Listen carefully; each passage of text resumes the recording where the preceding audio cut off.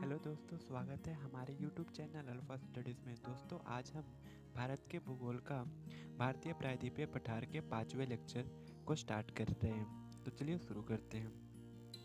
तो किसी भी देश में या किसी भी महाद्वीप का वह हिस्सा जो तीन तरफ से महासागरों से घिरा होता है प्रायद्वीपीय कहलाता है। पूर्व बंगाल की खाड़ी, पश्चिम में अरब सागर एवं दक्षिण में हिंद महासागर है। यह चट्टानों का समतल उठा हुआ गोंडवाना लैंड का भाग है। प्रायद्वीपीय भारत के उत्तर पश्चिम सिरे पर अरावली की पहाड़ियां स्थित है। उसके उत्तर पूर्वी सिरे पर राजमहल की पहाड़ियां एवं में इसका विस्तार कन्याकुमारी तक स्थित है। मेघालय में शिलोंग का पठार भी प्रायद्वीपीय पठार का उत्तर पूर्वी विस्तार है। सतपुड़ा पहाड़ी के उत्तर में नर्मदा नदी के भ्रंश घाटी एवं दक्षिण में ताप्ती नदी के भ्रंश घाटी है। ताप्ती नदी के मुहाने से लेकर पश्चिम तट के साथ साथ केरल के कार्डोमम पहाड़ी तक के पश्चिमी घाट का विस्तार है। पूर्वी तट साथ साथ पश्चिमी घाट पर्वत का विस्तार है। पूर्वी घाट एवं पश्चिमी घाट की पर्वत श्रेणियां दक्षिण भारत में आपस में मिल जाते हैं। इनके मिलन स्थान पर जो पर्वतीय घाट का निर्माण होता है उसे नीलगिरी पर्वत के नाम से जानते हैं। नीलगिरी पर्वत का विस्तार दक्षिण तक है और इसी में प्रायद्वीपीय भारत की सबसे ऊंची चोटी अनामलाई की पहाड़ियां अवस्थित है। नीलगिरी पर्वत का विस्तार 3 राज्य केरल, तमिलनाडु और कर्नाटक राज्यों में है। प्रायद्वीपीय भारत के पठार के अंतर्गत आने वाली संरचनाएं तो उसमें अरावली पर्वत तो विश्व का सबसे प्राचीनतम वलित पर्वत है जिसका सर्वाधिक विस्तार राजस्थान में है। सर्वोच्च शिखर गुरु शिखर जो राजस्थान के माउंट आबू के समीप स्थित है। जैन धर्म का प्रसिद्ध तीर्थ स्थल दिलवाड़ा माउंट आबू में स्थित। इसके बाद हम मालवा का पठार तो अरावली पर्वत के दक्षिण एवं विंध्य पर्वत के उत्तर में स्थित है। इसका निर्माण ज्वालामुखी से निकलने वाले लावा से हुआ है, इसीलिए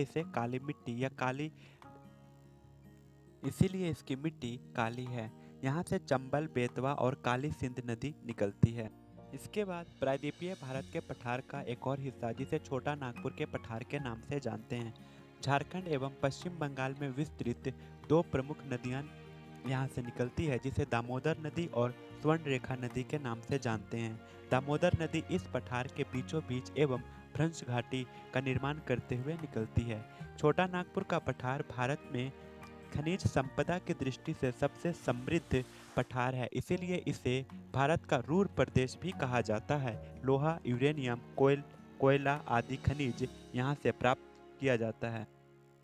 भारत में यूरेनियम छोटा नागपुर के पठार से जादूगोड़ा से प्राप्त होता है। इसके उत्तर पूर्व में राजमहल की पहाड़ियां हैं जो मुख्य रूप से झारखंड में स्थित है। मेघालय पठार या शिलोंग पठार प्रायद्वीपीय भारत के पठार का वह हिस्सा राजमहल पहाड़ी का ही पूर्वी भाग या विस्तार है। शिलोंग पठार के अंतर्गत 5 पहाड़ियां शामिल है: गारो, खासी, जैंतिया, मिकिर और रेंगमा।